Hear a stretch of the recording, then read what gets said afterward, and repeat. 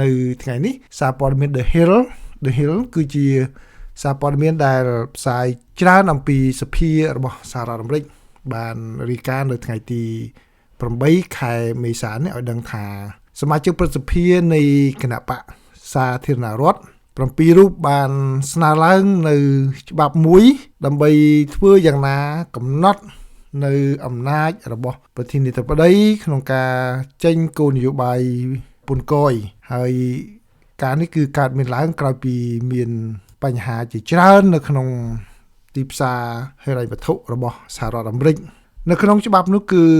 បានតម្រូវឲ្យប្រធានាធិបតីទៅជូនដំណឹងមកខាងសភានឹងរយៈពេល48ម៉ោងអំពីការដែលចង់ដាក់ពន្ធគយថ្មីបន្ថែមទៀតហើយគឺខាងសភានឹងមានពេលរយៈពេល60ថ្ងៃដើម្បីអនុម័តឬក៏យ៉ាងណាហើយក្នុងនោះគឺក៏សភាជាអ្នកមានសិទ្ធិអំណាចនៅក្នុងការលុបចោលច្បាប់ពន្ធគយថ្មីនឹងផងដែរដែលពេលបច្ចុប្បន្ននេះគឺខាងលោកប្រធានាធិបតីខាងសេដ្ឋវិមានលោកចេញមកគឺប្រើតែបទបញ្ជាប្រធានាធិបតីឥឡូវនេះគឺខាងសមាជិកព្រឹទ្ធសភាខាងគណៈបកសាធារណរដ្ឋចំនួន7រូបហើយបានចុះហត្ថលេខាទៅលើសេចក្តីស្នើច្បាប់ថ្មីហ្នឹងដើម្បីកំណត់អំណាចរបស់ប្រធានាធិបតីក៏ប៉ុន្តែខាងសេដ្ឋវិមានវិញបានគម្រាមថានៅពេលណាច្បាប់នេះចេញទៅហើយផ្ញើទៅដល់សេដ្ឋវិមានគឺលោកប្រធានាធិបតី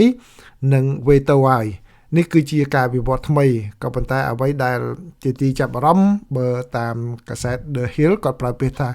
cracks are growing between congressional Republicans and President Trump over his tariff policy គឺបានន័យថា